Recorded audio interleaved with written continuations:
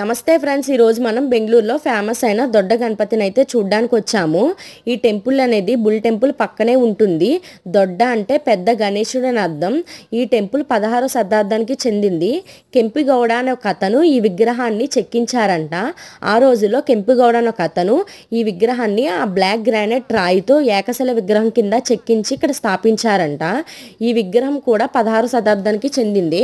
ఈ విగ్రహం పొడవు వచ్చి 18 అడుగులు ఉంటుంది.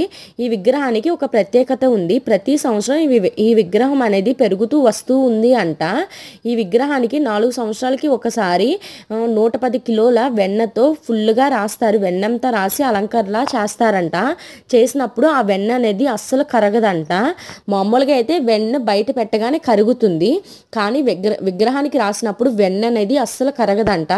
ఈ వెన్న అనేది వచ్చిన భక్తులందరికీ ప్రసాదం కింద పంచుతూ ఉంటారు. ఇలాంటి మంచి వీడియోస్ కోసం మన ఛానల్ని సబ్స్క్రైబ్ చేయండి, లైక్ చేయండి, షేర్ చేయండి. Bye bye friends.